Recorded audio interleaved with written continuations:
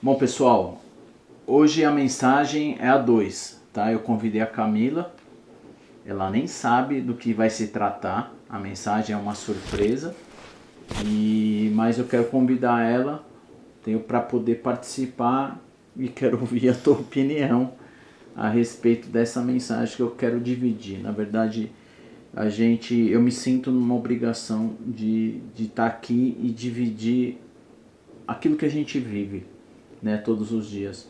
Se a gente pode contribuir com a vida de pelo menos um, já é o suficiente. Então vamos lá.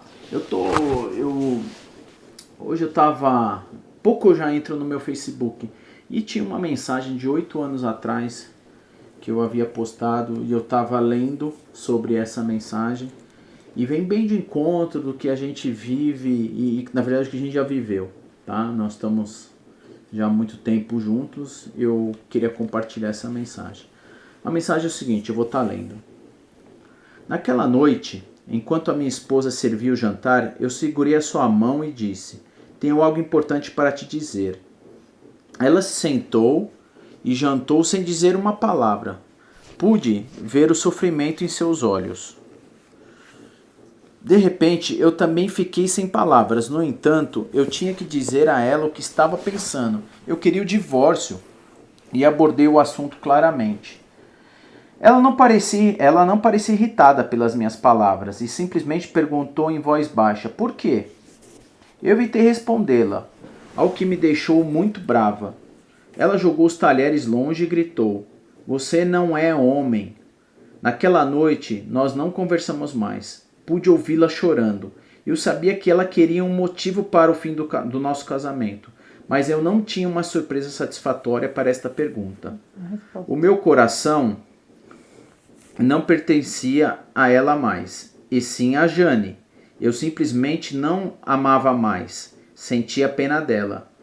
Me sentindo muito culpado, rascunhei um acordo de divórcio, deixando para ela a casa, nosso carro e 30% das ações da minha empresa. Ela tomou o papel da minha mão e rasgou violentamente. A mulher com que eu vivi pelos últimos 10 anos se tornou uma estranha para mim. Eu fiquei com dó desse desperdício de tempo e energia, mas eu não voltaria atrás do que eu disse, pois amava a Jane profundamente. Finalmente ela começou a chorar alto na minha frente, o que já era esperado. Eu me senti libertado enquanto ela chorava. Minha obsessão por divórcio nas últimas semanas finalmente se materializava e o fim estava mais perto agora. No dia seguinte eu cheguei em casa tarde e a encontrei sentada na mesa escrevendo.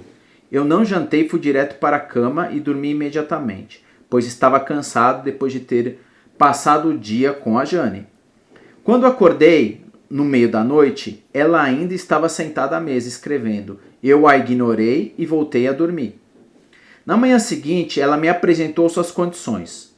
Ela não queria nada meu, mas pedia 1 mês de prazo para conceder o divórcio. Ela pediu que durante os próximos 30 dias a gente tentasse viver juntos de forma mais natural possível. E as suas razões eram simples. O nosso filho faria seus exames no próximo mês e precisava de um ambiente propício para preparar-se bem, sem os problemas de ter que lidar com o rompimento de seus pais. Isso me pareceu razoável, mas ela acrescentou algo a mais. Ela me lembrou do momento em que eu carreguei para dentro da nossa casa, no dia em que nós casamos, e me pediu que durante os próximos 30 dias eu a carregasse para fora da casa todas as manhãs. Eu então percebi que ela estava completamente louca, mas aceitei a sua proposta para não tornar os meus próximos dias ainda mais intoleráveis. Eu contei para a Jane sobre o pedido da minha esposa. Ela riu muito, achou a ideia totalmente absurda. Ela pensa que impor as condições assim vai mudar alguma coisa? Melhor ela encarar a situação e aceitar o divórcio, disse Jane em tom de gozação. Minha esposa e eu não tínhamos contato físico havia muito tempo. Então, quando eu a carreguei para fora da casa no primeiro dia, foi totalmente estranho. Nosso filho nos aplaudiu dizendo: "Oh, papai, está carregando a mãe no colo." Suas palavras me causaram constrangimento. Do quarto para a sala, da sala para a porta de entrada da casa, eu devo ter caminhado uns 10 metros carregando a minha esposa no colo. Ela fechou os olhos e disse baixinho: "Não conte para o nosso filho sobre o divórcio." Eu balancei a cabeça, mesmo discordando, e então coloquei-a no chão. Assim que atravessamos a porta de entrada da casa, ela foi pegar o ônibus para o trabalho e eu dirigi para o escritório.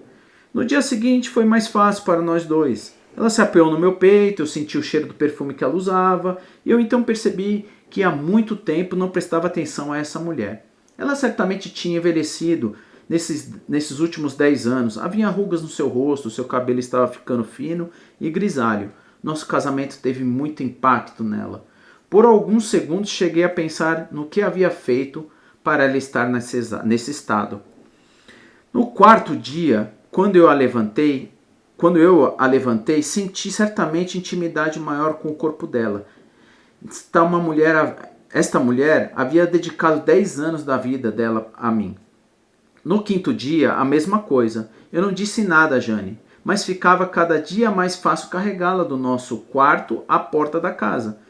Talvez meus músculos estejam mais fortes com exercício, eu pensei. Certa manhã, ela estava tentando escolher um vestido. Ela experimentou uma série deles, mas não conseguia achar um que servisse. Com um suspiro, ela disse: "Todos os meus vestidos estão grandes para mim." Eu então percebi que ela realmente havia emagrecido bastante, daí a facilidade de carregá-la nos últimos dias. A realidade caiu sobre mim com uma ponta de remorso. Ela carrega tanta dor e tristeza em seu coração. Instintivamente, eu estiquei o braço e toquei nos seus cabelos. Nosso filho entrou no quarto nesse momento e disse: "Pai, está na hora de você carregar a mamãe." Para ele, ver o seu pai carregando a sua mãe todas as manhãs tornou-se parte da rotina da casa. Minha esposa abraçou o nosso filho e segurou em seus braços por alguns longos segundos. Eu tive que sair de perto, temendo mudar de ideia, agora que não estava tão perto do meu objetivo. Em seguida, eu a carreguei em meus braços, do quarto para a sala, da sala para a porta de entrada da casa. Sua mão repousava em meu pescoço, eu a segurei firme contra o meu corpo, lembrei-me no dia do casamento. Mas o seu corpo tão magro me deixou triste. No último dia, quando eu a segurei em meus braços, por algum motivo, não consegui mover as minhas pernas. Nosso filho já tinha ido para a escola. E eu me vi pronunciando essas palavras. Eu não percebi o quanto perdemos a nossa intimidade com o tempo. E eu não consegui dirigir para o trabalho. Fui até o meu futuro endereço, saí do carro apressadamente com medo de mudar de ideia, subi as escadas e bati na porta do quarto. A Jane abriu a porta e eu disse a ela: "Desculpe, Jane, eu não quero mais me divorciar." Ela olhou para mim sem acreditar e tocou na minha testa. "Você está com febre?"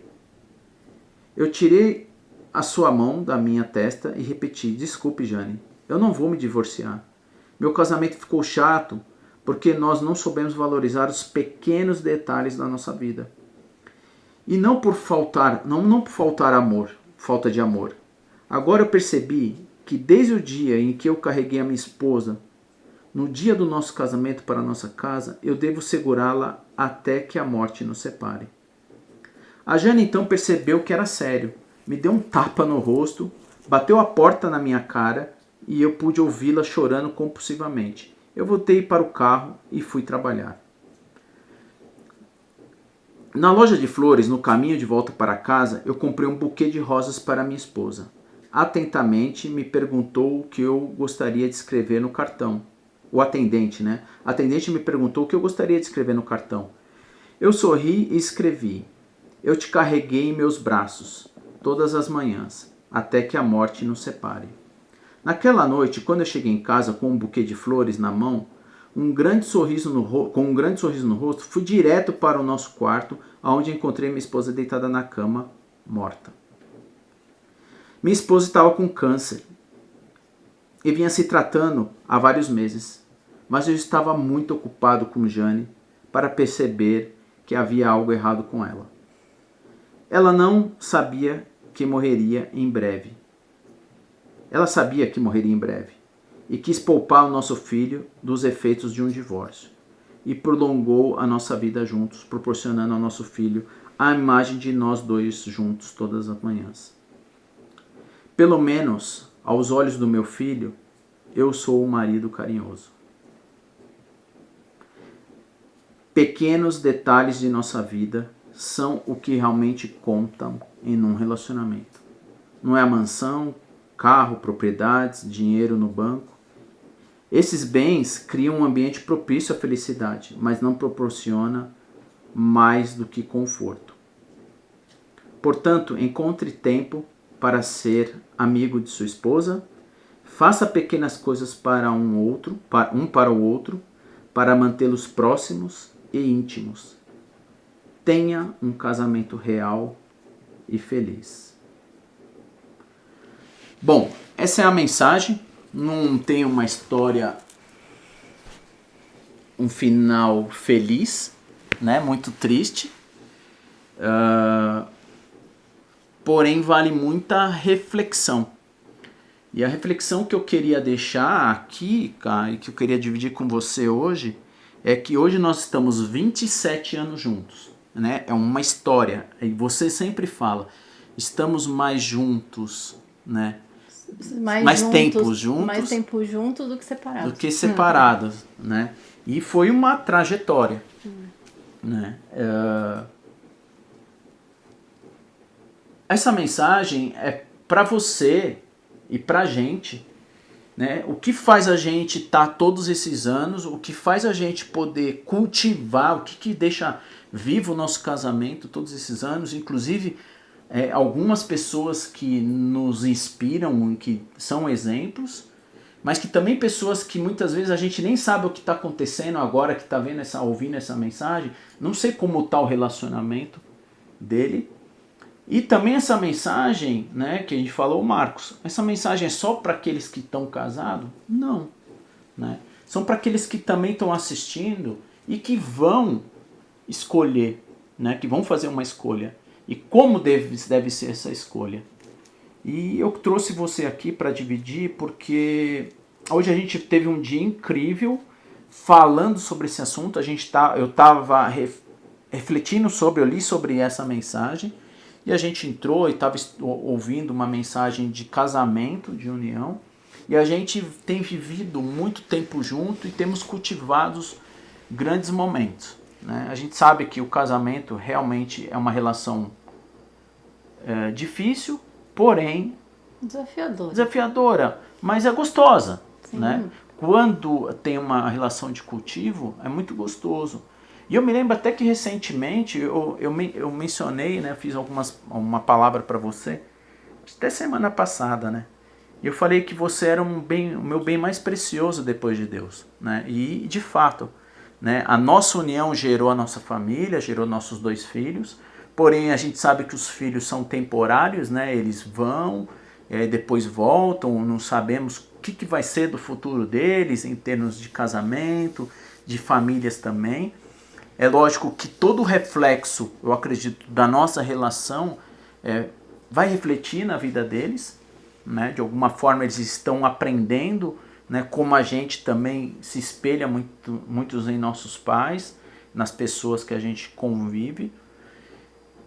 E eu queria trazer essa mensagem para vocês refletirem e a gente poder falar um pouquinho da nossa relação e o que faz a gente continuar todo esse tempo, principalmente a gente que está vindo, né, de uma geração cheia de desafios. Né? Eu falo que a gente é uma geração que cuida dos nossos pais hoje, que temos que cuidar da nossa relação, da nossa vida, e também temos que cuidar ainda da vida dos nossos filhos que ainda são dependentes. É uma geração multiuso né? Multifuncional.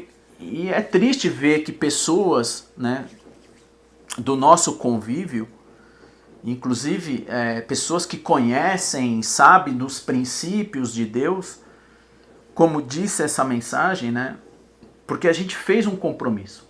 Né, e eu me sinto homem de honrar esse compromisso. Muitas vezes realmente, Caio, eu fui um babaca, eu fui um imaturo dentro de um relacionamento, cometi grandes erros, né? Mas eu sempre fui homem de chegar perante a relação e admitir, né? E poder sempre querer resgatar o meu casamento.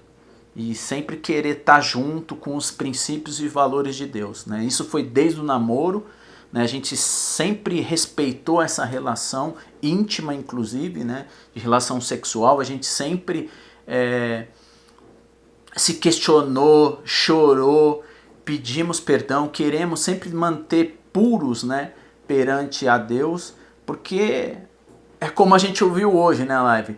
Para, né, de furar o danoninho dos outros, né? As pessoas acham que se relacionar sexualmente hoje de uma forma tão promíscua, você senta, deita, dorme com um, vai lá, dorme com outro.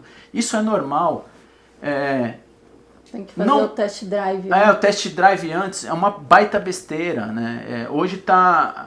Hoje as pessoas não perderam o valor, o sentido, né? Casam já achando que tem que separar.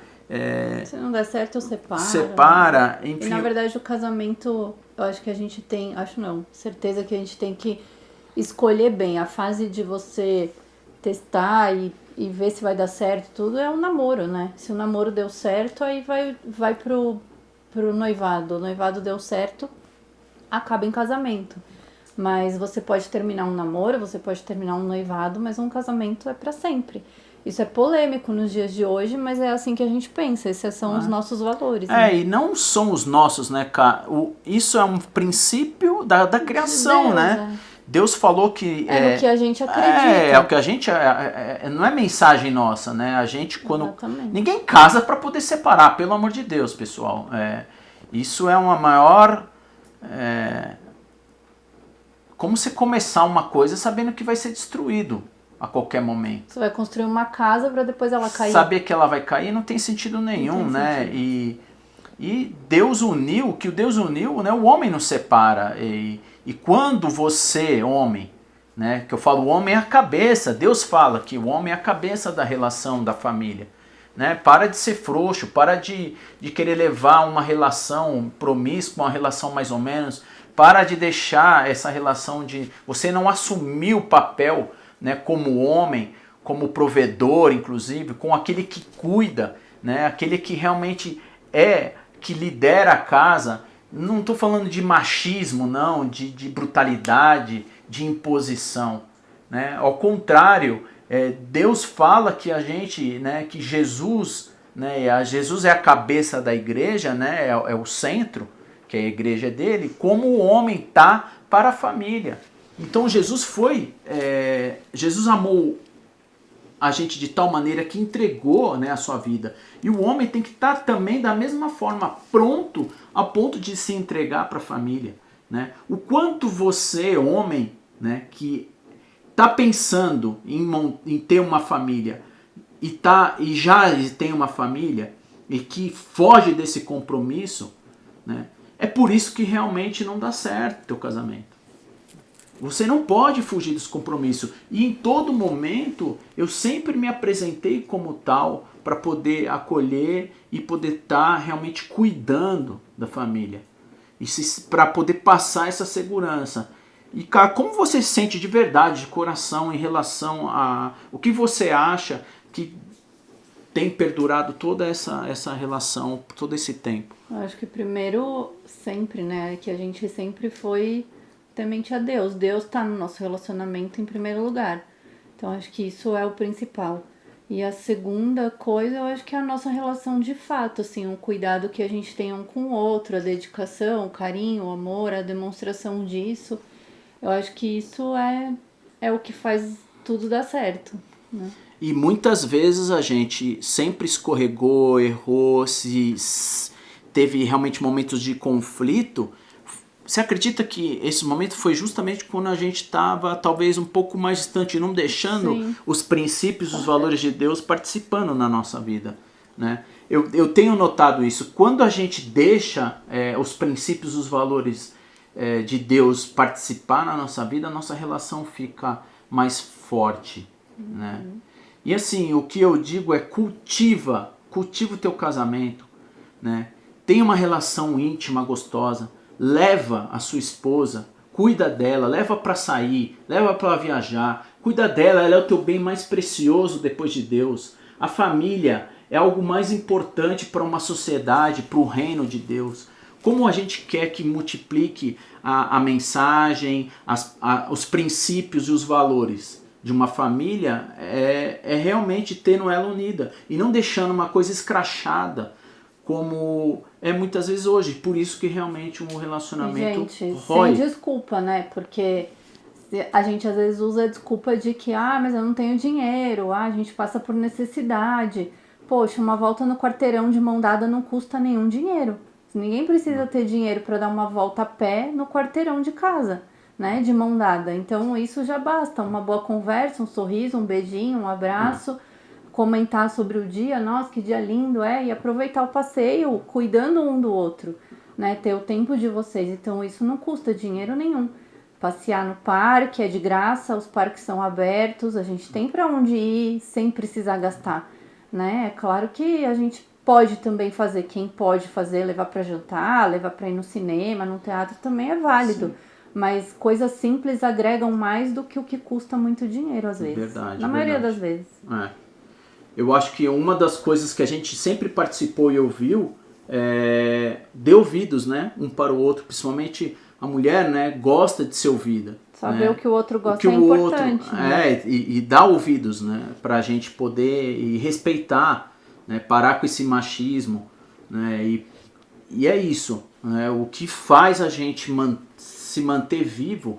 E olha que a gente tem uma relação tão íntima ao ponto de a gente trabalhar junto, a gente prosperar junto, né? A nossa relação é uma relação de prosperidade, de juntos estar próspero. A conexão é tão grande que às vezes eu penso em uma coisa, eu começo a falar e o Marcos fala. Ele completa a frase sem eu terminar, eu estava pensando a mesma coisa. Então isso é inacreditável, assim, quando você tem uma relação tão íntima com o seu parceiro, né? Às vezes vocês estão no mesmo momento pensando coisas iguais. Isso acontece com a gente direto. É incrível. Isso é unidade, né, cara? Porque Deus fala, né? Deixe seu pai e sua mãe e se une se tornando uma só carne, né? Isso é princípio. Então você que está aí querendo formar uma família, não sei que estágio você está. Se você está buscando alguém, se você está querendo, já está namorando ou está noivo, ou mesmo que você já casou, separou, não deu certo, a minha sugestão é, tenta se reconciliar, né? Tenta voltar atrás, para com esse orgulho, perdoa. Mas ele é um cretino, ele é não sei o quê. Não importa. Deus, né? Pode mudar todo mundo. Com certeza, né? Eu também já fui muito babaca, muito infantil, e realmente a gente é possível sempre poder estar voltando atrás. Tá? Não deixa a instituição, a família, a instituição que ela é divina, ela é algo construída e preparada por Deus, tá? A minha pergunta final é, você se sente amada? Muito. Muito, por quê? Porque você cuida de mim, você se dedica, você é um excelente marido. Obrigado, eu te amo. Também te amo. Bom? E é essa mensagem que eu quero passar para vocês, tá bom? Cuide daquilo que é mais valioso e como a gente leu na mensagem, é os pequenos detalhes, né, cara? É os pequenos detalhes. Sim. Bom, um beijo e até a próxima mensagem.